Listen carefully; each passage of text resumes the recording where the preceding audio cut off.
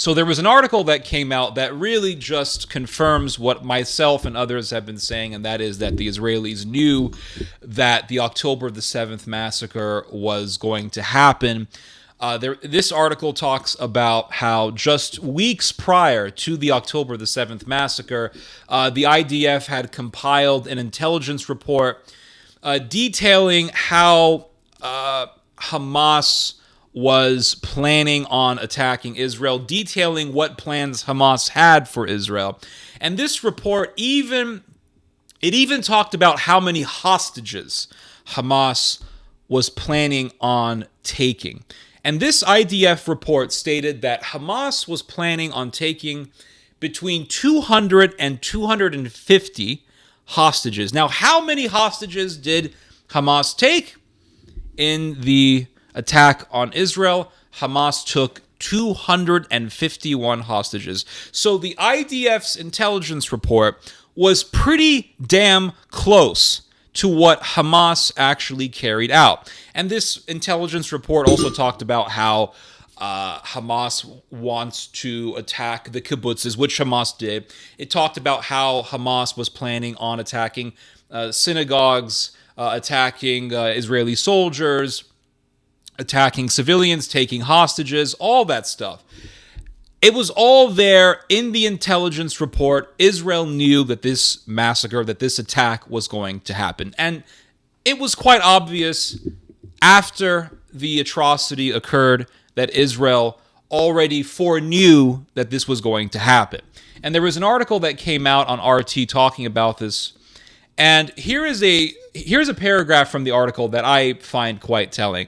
It says here that according to an Israeli source cited by American journalist Seymour Hersh last year, Netanyahu was so unconcerned with the possibility of an attack from Gaza that he ordered 2/3 of the IDF troops normally stationed at Israel's border with the enclave to provide security at an Orthodox Jewish festival in the West Bank, against the wishes of Gaza division commanders.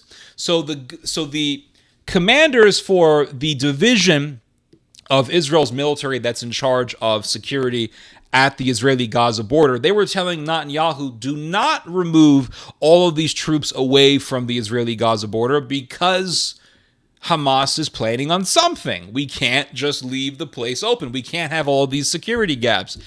And Netanyahu didn't care. And so you can look at this in either two ways. You could say, well, this is a conspiracy. The Israelis wanted this attack to happen so that they could carry out some Machiavellian plan, take advantage of the massacre, and advance certain policies. Or you could just say that Netanyahu is incompetent and the people around him are incompetent, and that's why he is not fit to rule, and that's why he should be ousted out. And there's a lot of talk like this going on in Israel right now. There was an article that was published on Haaretz, I believe yesterday. I read it yesterday, but it was published very recently. And it basically stated that Netanyahu needs to go. He needs to be ousted out. There needs to be an election so that he can be gotten rid of, because he is going to destroy Israel as we know it. And this has been a very, very common way of talking in regards to Netanyahu and his ilk. Tons of people in Israel hate him because of his desire to do a judicial overhaul, and also the fact that there are Jewish extremists who are in his political coalition who want to establish Israel as a theocracy. They want to transform Israel into a Talmudic Jewish theocratic society, and that's the reason why they want to overhaul. They want to really diminish the powers of Israel's Supreme Court, of Israel's judiciary, because the Supreme Court of Israel is against any sort of move to advance theocratic law in Israel, or theocratic law that would encroach on the rights of others.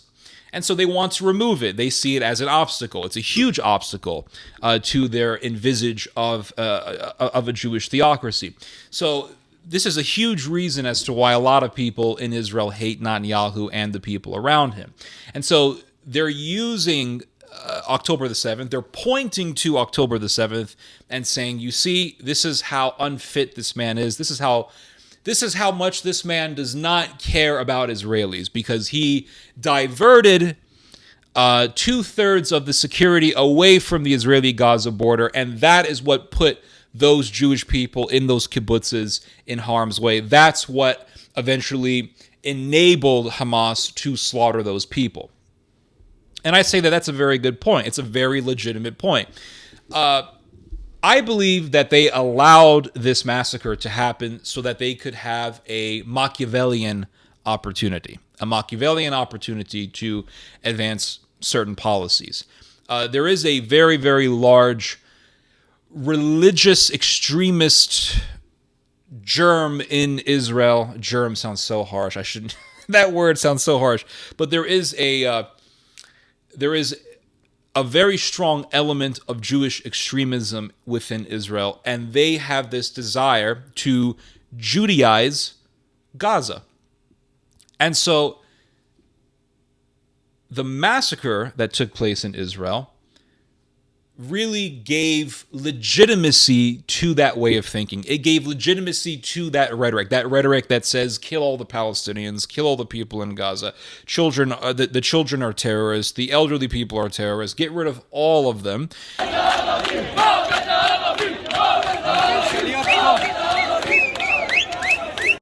כשאני אומרת לכם ירושלים, מה עובר לכם בראש? מה זה ירושלים? בית המקדש. כותל. מה עוד? מי מאמין שבית המקדש ייבנה בשנים הקרובות?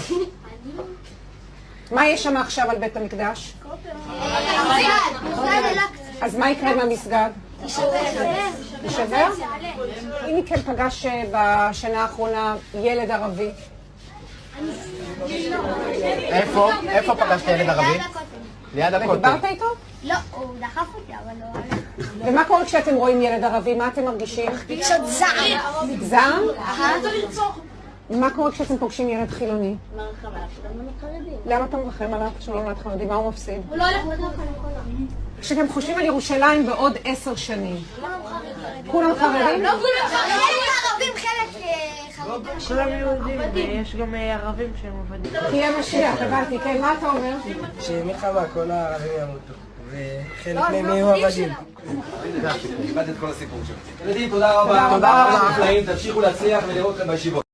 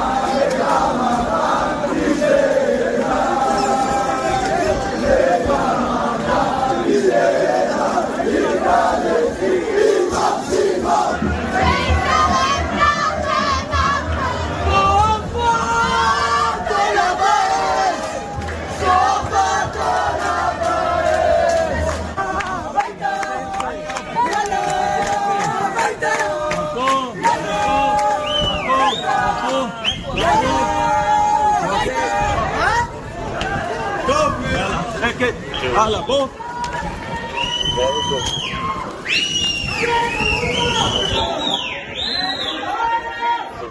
מה זה עשה פה עמדה בחוץ? מה זה? מה זה עשה עמדה בחוץ?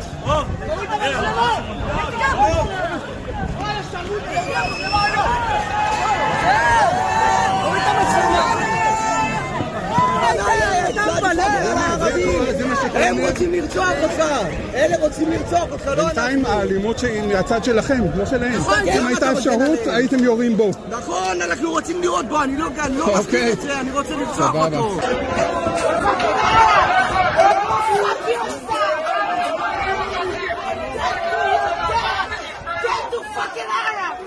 And that's why, for example, you'll see videos of civilians being murdered, being sniped, and Israelis are laughing about it. They're laughing about it on Twitter. They're laughing about it on the internet. You have videos of soldiers boasting about how they have killed people. There was one video I saw of this Israeli soldier talking about how he saw some old deaf man, an old elderly deaf man in his apartment room in some refugee camp. And this old man was saying, no, don't kill me. He couldn't say anything. He's not deaf, sorry, he's mute. And the guy couldn't say anything. And he said, no, don't kill me. And he couldn't say anything. All he could do was gesture with his hands, begging them not to kill him. And they shoot this man in cold blood. Then they laugh about it on video. And they say, oh yeah, 4 bullets, man. It was great. It was amazing. Blah, blah, blah, blah. מה קרה שם? באנו, פתחנו את הזיג. כמו שבאנו מישהו קם, הוא התעופף. קם, בא לכיווני, עשה לי ככה. 4 כדורים מרכז משהו. 14 לדרגה, אחי. הוא היחידי? לא הספקתי. יכול להיות שיש שם עוד. היה עוד בחדר הזה שהוא הספקתי. הוא עשה לך ככה, לא? עושה לי לא, ככה. אתה הורדת אותו? מעולה. מה, בלי נשק? הוא נותן לו בניין הגבוה. היה לו משהו? לא יודע, הוא התחבר מתחת למיטה. זה לעשות את הנגב. The victim was 73-year-old Atta Ibrahim, who was a well-known disabled man in the refugee camp where he lived. There has always been this left-right divide in Israel. And you have these leftists who don't like the racism, or they don't like this way of rhetoric that says things like, oh, kill them all, they're all terrorists, etc., etc. But then you have the rightists who say, you don't trust Arabs, Arabs are terrorists, the children are evil, they're all evil, etc., etc. And what the massacre did was it gave the perfect argument in just in a Machiavellian streak. It gave the perfect argument for the rightists to say, you see, this is why you don't trust these people. This is why we have to kill them. This is why we have to bomb them. This is why we have to hit them with white phosphorus. While you lefties bash our military and criticize our commanders and criticize our politicians and criticize our military policies, these Jews were massacred, and now we, the rightists, we have to fix this problem. We have to advance the final solution. We have to do the heavy lifting to get rid of this problem. All you libs do, all you leftists do is complain. And so the rhetoric, the genocidal, violent, exterminationist rhetoric that you see in Israel, it is being given more and more legitimacy. And if you question it, if you're an Israeli and you question it, and I've seen this in the Twitter sphere, the Israeli Twitter sphere, if you question it, you are told that you are a leftist or you are a traitor. I read this article yesterday, and it was from Haaretz, of course, and it talked about these Israeli activists who went to the West Bank to help these Palestinians who were being chased out of their homes by settlers. Settlers were going to these Palestinians and saying, if you don't leave, we're going to kill you, etc., etc. So these Israeli liberals, leftists, this is why I say Israeli liberals have a better chance at finding God, finding Christ, who is the true Jewish Messiah, than the rightist Israelis who are very zealously religious into the Torah, into the Talmud. I really believe that. But anyway, these Israeli liberals, they went to the West Bank to help these Palestinians, and they were arrested. Some of them were beaten by IDF troops, and these weren't just ordinary IDF soldiers. These were reservists. And they were actually settlers who were members of the IDF. And they interrogated these activists, and they told these activists, one of them told the activists, I wish that we could kill all of you liberals just like David killed all of Amalek. And so they use biblical verses. Of course, they misapply them. But they take biblical verses and they apply them to whatever it is that they want, right? They apply it to their war with the Palestinians. And they'll say, well, in the Bible it says, destroy Amalek. Palestinians are Amalek, they need to be destroyed. אני עוזב עכשיו את ח'אן יונס ברגשות מעורבים. מצד אחד שמחה גדולה, אנחנו כבר לא בתקופה של פוגרומים ששחטו, אנסו והתעללו בנו ללא תגובה. ברוך השם, החרבנו להם שטח עצום, הרגנו בהם עשרות אלפים של עמלקים. But they also will associate Amalek with liberals. And they'll say, we wish that all of you could be killed just like David exterminated all of Amalek. And now, if you're a liberal and if you say, hey, this isn't right, blah, blah, blah, it's much more difficult for you. And what the war has done is it has allowed repressive policies, or it has given leeway for the idea of repression to be popular. For example, and I've brought this up before, Israel abolishing Al Jazeera. Now you could say, well, Al Jazeera is a terroristic, pro-terrorist media, blah, blah, blah, blah. Al Jazeera is a mainstream media outlet. Have there been problems with Al Jazeera? Yes. They have also been problems with CNN and a whole, pretty much every mainstream news outlet you can think of. They have found problems with them.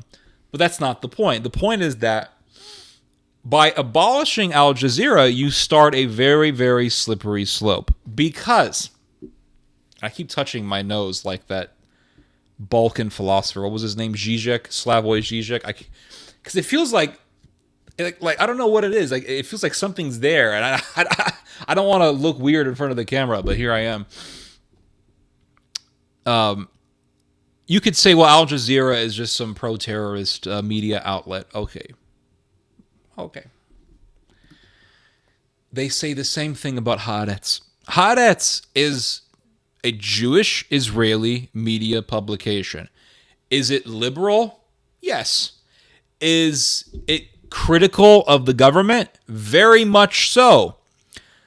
But that is why Haaretz is so helpful. Haaretz is very helpful because it gives you the other side of the coin. Because if you look at the right-wing Israeli media publications, what are they? It's all just quoting the IDF. The IDF said this, the IDF said that, the IDF said this, the IDF said that. Well, the IDF lies. The Israelis lie. People in the Israeli government lie. Oh, yes, they do. Oh, yes, they do. They have been known to tamper with evidence. They have been known to kill civilians and then say, well, it was because we thought that some of them were holding RPGs. Back when Israel did Operation Cast Lead, back in 2008 and 2009, Israel used white phosphorus. Yes, they used white phosphorus. You know what white phosphorus is? White phosphorus is 1,500 degrees Fahrenheit of heat on your flesh, cooking you alive. That's white phosphorus. It's horrifying stuff. Israel used white phosphorus in 2000 in Operation Cast Lead, which was in 2008 and 2009. And Israel denied it. Israel said, no, we never used white phosphorus. But they did. They used white phosphorus. And they lied. They lied. We can talk about how, for example, years ago, there was this famous British film director.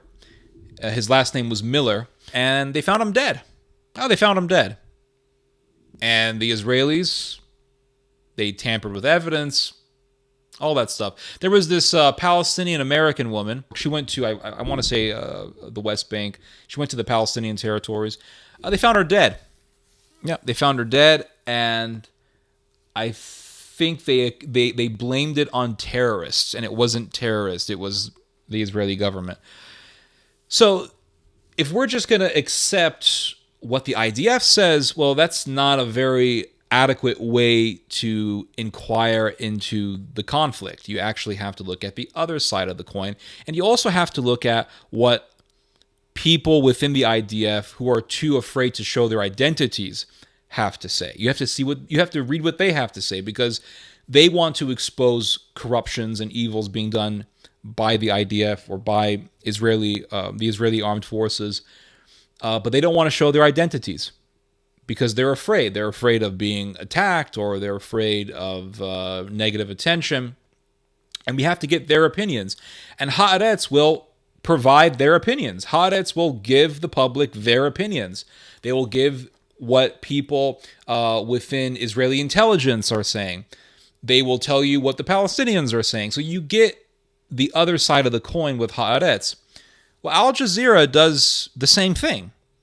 And there are people in Israel who say that that Haaretz is basically the Israeli version of Al Jazeera. So if they ban Al Jazeera because Al Jazeera reports in a way that Israel finds dangerous, well, they're going to say the same exact thing about Haaretz, and they're already saying it. They're already saying the same thing about Haaretz. They're saying, well, Haaretz is a traitorous media outlet. It's biased against Israel. It reports fake news. That's a popular term. It reports fake news and all this stuff. And so they're a bunch of self-hating Jews. They're just like the Jews who collaborated with the Nazis, blah, blah, blah, blah, blah. And if you allow this trend of despotism to continue to spiral, eventually they're going to hit the Jewish media outlets that are critical of the Israeli government. They're going to hit Haaretz. They're going to hit other outlets. So there's a term for this. It's a slippery slope. And if you were to say this is wrong, right? Let's say that they start talking about banning Haaretz. If you were to say, hey, that's wrong, the other side is going to say what? Haaretz is a traitorous media outlet. It is biased against Israel. It's pro-Palestinian. And look at what the Palestinian people did to our people on October the 7th. So by allowing that massacre to happen, you allow this tyrannical exterminationist narrative to gain legitimacy, or to at least have this air of legitimacy, because it's not morally legitimate. It's not. It's not morally. It's not principally legitimate. But October the 7th gives it this air or this facade of legitimacy. Because every time you question the fanatics, every time you question the radicals, what are you told? You're told October the 7th, etc., etc.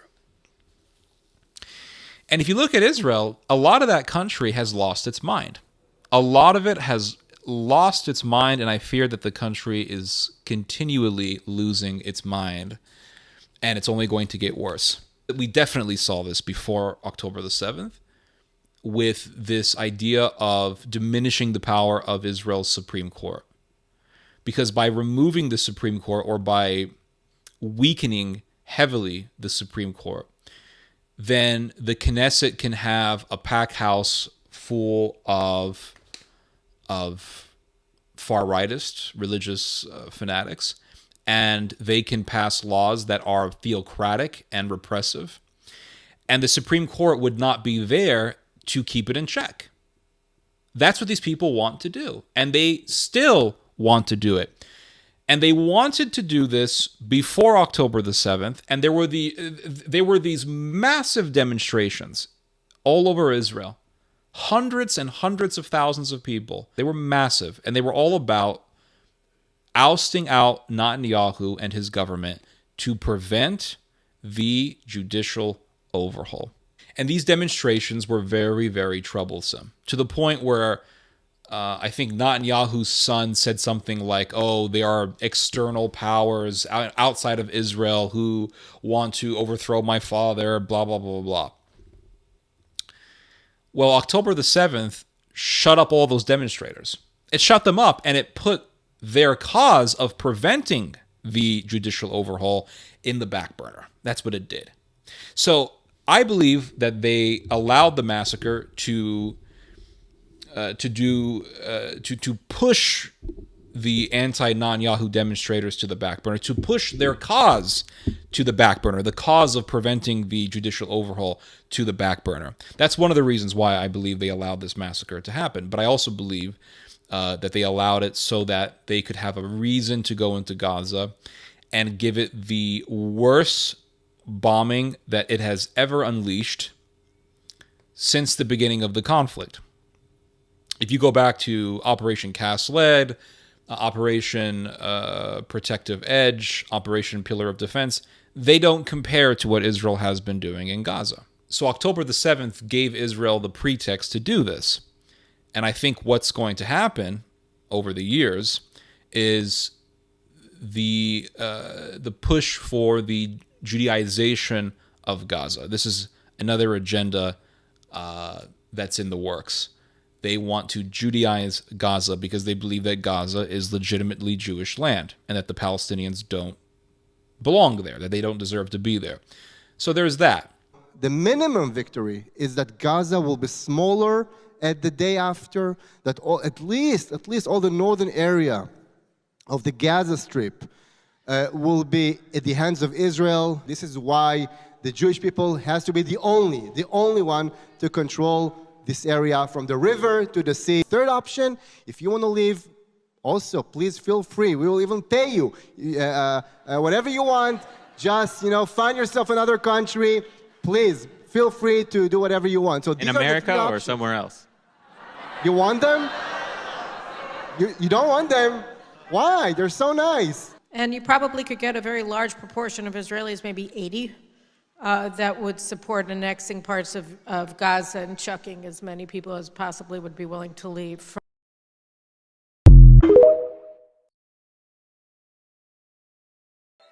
ובשביל הניצחון צריך לעודד הגירה מעזה, ולכן אנחנו צריכים להגיד לכבודה של ירושלים, לכבודו של עם ישראל, אין דלק, הומניטרי רק תמורת הומניטרי, ואנחנו רוצים ניצחון. ירושלים היא הלב, ירושלים היא המהות, ירושלים היא הראש, היא העיניים, ומי ששולט בירושלים, בכל ירושלים, מי ששולט כאן בכותל, מי ששולט בהר הבית, הוא המנצח. Really, if you look at Israel's past conflicts in Gaza, you find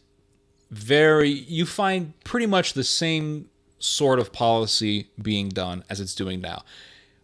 Except that now it's being done at a much, much greater scale. But I want to read to you guys some quotes here on Operation Cast Lead, and it really goes to show that this evil has always been in Israel, but it has grown tremendously.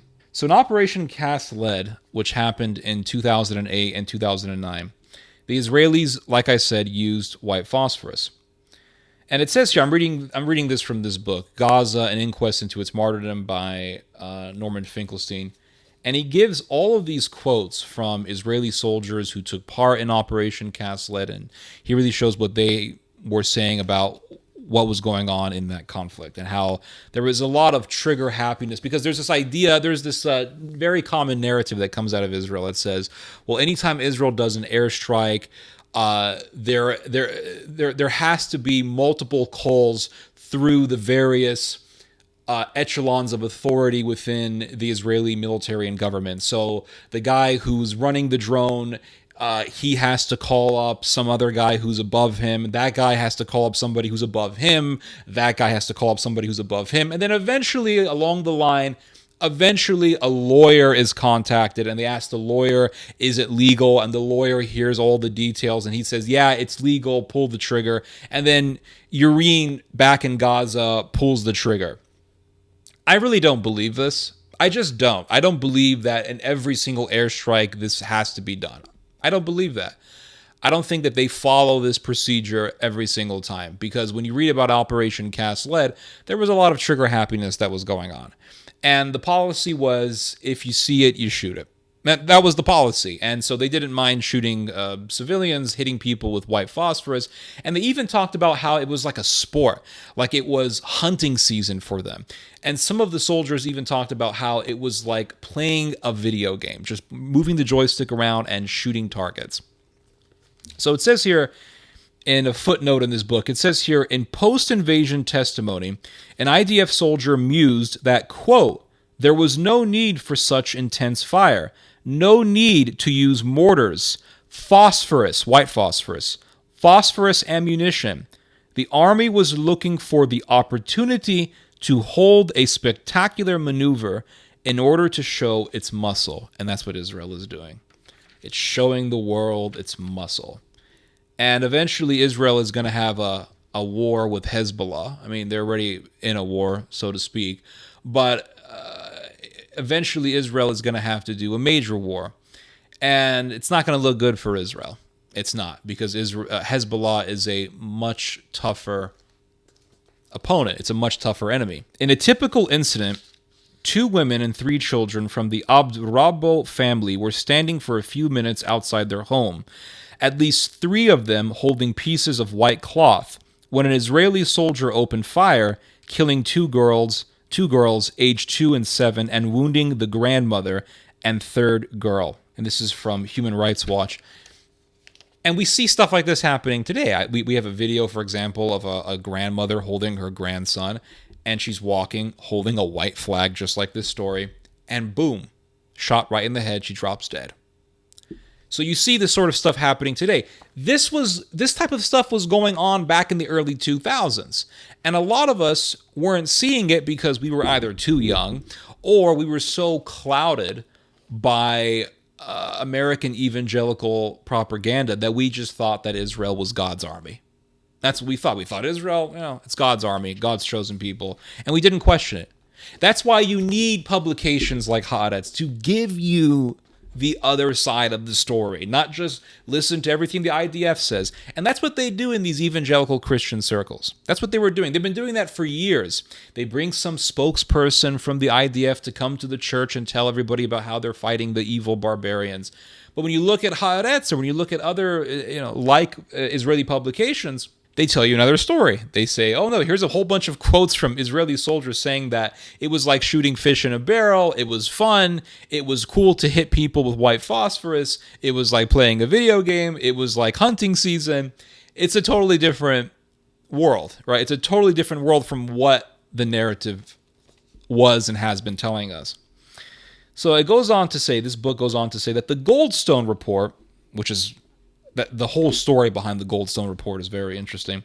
But it says here that the Goldstone Report concluded that, quote, the Israeli armed forces repeatedly opened fire on civilians who were not taking part in the hostilities and who posed no threat to them, and that Israeli armed forces had carried out direct intentional strikes against civilians, absent any grounds which could have reasonably induced the Israeli armed forces to assume that the civilians attacked were in fact taking a direct part in the hostilities. Now let me tell you a little background about the Goldstone Report. Richard Goldstone was a Zionist. He was a hardcore Zionist who wrote a very in-depth report on Operation Cast Lead. Very interesting story, because when you read, and I've seen this sort of thing myself many times, when you hear, for example, hey, Amnesty International released a report on war crimes being done by Israel, what do the Zionists and all the Hospirists say? Oh, to hell with Amnesty International. Well, Human Rights Watch wrote a report. Oh, to hell with Human Rights Watch. Oh, well, the Al-Mezan Center wrote a report on Israeli war crimes. Oh, who cares about those people, right? So Human Rights Watch, Amnesty International, the United Nations. The United Nations wrote a report talking about war crimes being done by Israel. Well, who cares about the UN, right? To hell with those people. And I remember many years ago going to John Hagee's church, and they brought this old Israeli man to come talk to us. And he was this political analyst of some sort. And he said, UN, United Nations, united nothing. And everybody in the whole crowd was clapping their hands. And that's how they see it. So the United Nations basically said, okay, we need to come up with a very serious report that the world will take seriously. How do we do this? They went to this guy named Richard Goldstone. Goldstone was a Zionist, and he was a prominent South African jurist.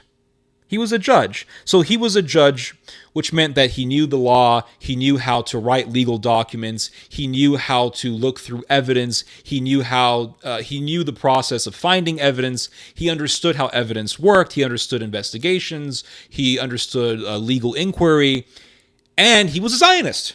So you couldn't say that he was biased. You couldn't say that he had an axe to grind. with the Israelis because he was a hardcore Zionist. His wife was a hardcore Zionist. His daughter was a Zionist. It was a family of Zionists. And the UN said to Richard Goldstone, can you write a report for us? Can you do a fact-finding investigation and write a report on Operation Cast Lead? And Richard Goldstone did it. He did a whole fact-finding mission, and he put together a report that the whole world heard called the Goldstone Report. And all of a sudden, the Israelis were taking seriously a report from the UN, because the Goldstone Report was something that was commissioned by the United Nations. All of a sudden, the Israelis were on full guard. They were on third gear on going against the Goldstone Report, which was a UN report. Every Hosperist reservist on the internet was on standby. They were active. And the whole thing just sparked the outrage of the Hospera army. That's what the Goldstone Report did. Because the Goldstone Report stated that Israel was deliberately attacking the civilian population in Gaza. And the report was not written by some guy named Abu Hassan Rahman al-Jalali. It was written by a guy named Richard Goldstone, who was a hardcore Zionist. Who in the hell are you to question what he's going to say? It's quite amazing. And there was so much pressure on Richard Goldstone to recant what he said. And he stood by what he wrote for a long time. For a long time, he stood by what he wrote. And then eventually he said, well, I'm going to recant on a couple of things, blah, blah, blah, blah. But even when you look at his recantation, it still doesn't change so much of what was written in that report. Post-invasion IDF testimonies corroborated the wanton killing of Palestinian civilians. Quote, you see people more or less running their life routine, taking a walk, stuff like that. Definitely not terrorist. I hear from other crews that they fired at people there, tried to kill them. Another account says everyone there is considered a terrorist. Another account says we were allowed to do anything we wanted. Who's to tell us not to? Another account says I understood that conduct there had been somewhat savage. If you sight it, shoot it. Another account says you are allowed to do anything you want. For no reason, then it's cool. Even firing white phosphorus because it's fun, cool. And that's the most disturbing part right there. We can fire white phosphorus on the civilian population because it's cool. And then you have another testimony that says, it feels like hunting season has begun. Sometimes it reminds me of a PlayStation video game. And then another account says, you feel like a child playing around with a magnifying glass. Burning up ants. Here's another testimony. Combat victory? Shooting fish in a barrel is more like it. And the book goes on to say that a Human Rights Watch study of Israel's unlawful use of white phosphorus fleshed out the burning ants metaphor. Causing horrific burns, sometimes to the bone, white phosphorus reaches a temperature of 1,500 degrees Fahrenheit, 816 degrees Celsius. Human Rights Watch reported that Israel repeatedly exploded white phosphorus munitions in the air over populated areas, killing and injuring civilians and damaging civilian structures, including a school, a market, a humanitarian aid warehouse, and a hospital. The IDF fired white phosphorus at the UNRWA headquarters in Gaza City, despite repeated warnings from UN personnel about the danger to civilians. At the UN school in Beit Lahia, even as the UN had provided the IDF with the GPS coordinates of the school prior to military operations, and at Al-Quds Hospital, although it was clearly marked, and there does not appear to have been fighting in that immediate area. Human Rights Watch also noted that all of the white phosphorus shells recovered by it in Gaza were manufactured in the United States. So there's that defense industry right there, making that money on death. And I just want to end the video by saying this. And here is another motive behind allowing the October the 7th massacre. Money, money, money. Because what happened after October the 7th? a number of Israeli defense companies got their spots on the top 100 most successful, most wealthy defense companies. And when there is profit to be made from death, people will find ways to start wars to make money. As long as people make profit from war, people will find ways to start wars, to allow wars, to make money off of death. And we saw that in Operation Cast Lead, and we're seeing that right now. And over the decades, we have watched as Israel was losing its mind, has been losing its mind, and eventually it's going to completely lose its mind, and it's going to be just as erratic and just as chaotically evil as the Judeans were during the Roman Jewish revolt, as is recounted by the Roman Jewish historian Josephus, in which you had the Judeans murdering each other, robbing each other, cannibalizing each other. And it was truly, truly what Jesus warned about. He said that this generation, speaking of the Judeans living in his time, which would have eventually been the Judeans who would do a revolt against the Romans, because people who were alive in the time of Christ would also be involved in the anti-Roman revolt. Jesus said that this generation is like a man who was possessed by a demon, and the demon leaves and brings 7 more demons. And he says, so it is with this man, as it is with this man who was possessed by all these demons, so it is with this generation. In other words, this generation is demonic. And the times in which Jesus was living was a very evil time, and the people around him, a lot of them were evil. A lot of the Judeans were demonic. That's why they wanted him dead. And that spirit is returning. That Talmudic, satanic spirit is returning. And Israel will eventually hit this apex of pure evil. Anyway, you guys just heard some theology. God bless.